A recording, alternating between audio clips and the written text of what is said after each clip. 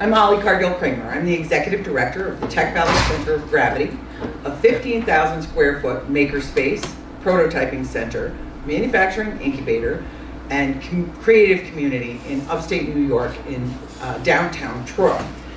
Tucked into a swath of the Hudson Valley, across the river from New York's capital city, Troy has been, for the past 8 years or so, been experiencing the kind of urban renewal that Rust Belt cities around the country dream of. The COG, as it's known, was founded 5 years ago to lure tech-savvy individuals, deter brain drain, and feed economic revitalization, fueled in large part by the growth of nanotechnology and manufacturing in our region. But in truth, the birth of the COG was no less miraculous than the Big Bang. A bunch of serial entrepreneurs, nerds, and makers came together at just the right moment in time and collided with a visionary property developer who gifted them a year of free rent.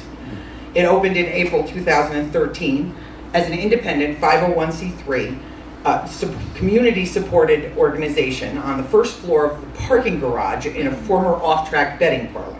Rather fitting, considering the gamble it was. And on signing up over 100 members opening day, it was immediately apparent that the space was too small. And since it was serving as an anchor for redevelopment, the state got on board with the county and the city, and the aforementioned visionary property developer, and found the cash to gut and rehab an ancient department store a block away. And so the mess on the left became the beautifully restored showplace home for the COG on the right.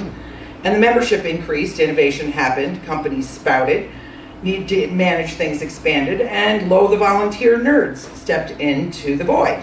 They split the chores, wrote programs, built Raspberry Pis, established URLs, databases, building access, websites, email, wikis, social media, online payments.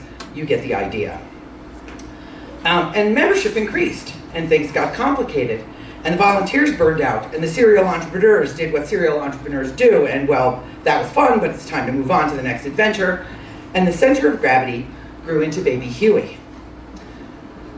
This is Baby Huey, a Harvey Comics character born in the 1950s who, unlike his normal siblings, very quickly grew exponentially, and both despite of and because of his gargantuan size requires quite a bit more constant care and feeding than a normal infant. Like Baby Huey's parents, the COG founders became a little overwhelmed and decided they needed to hire somebody who's had some experience.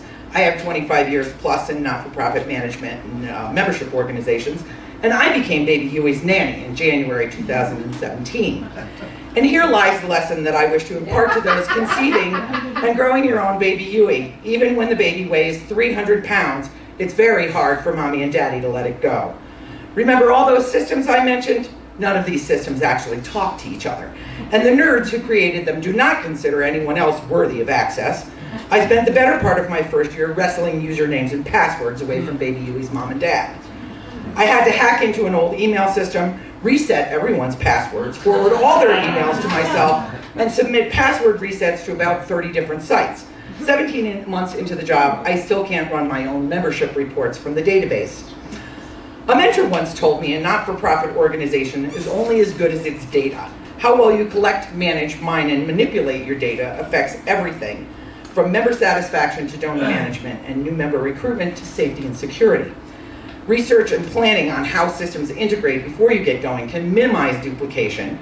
Establishing new accounts with one email address and ensuring multiple individuals have administrative rights means you don't have to go on a 6-month scavenger hunt if someone wins the lottery and moves to DE. There's a variety of decent CRMs out there that allow customization. Many have fees or require purchase of software. There are also excellent open source options that some of your more talented members can customize. We chose Civi CRM, an open source option designed for not-for-profits with hundreds of modules customized by community members, available for free or modest fee. And Civi has a great community constantly solving issues together and building better tool. I'm stoked that we'll be launching a new system later this month, interfaced with the Joomla website, providing one access point for our key data and managing all of the other pieces and parts. We're making sure that we have a group of leaders with access to training and ensuring its value grows with our organization. And I hope that the nation of makers can further develop and share open source tools to help new makers avoid the Baby Huey pitfall. Thank you for your time, and I look forward to more conversation on the subject.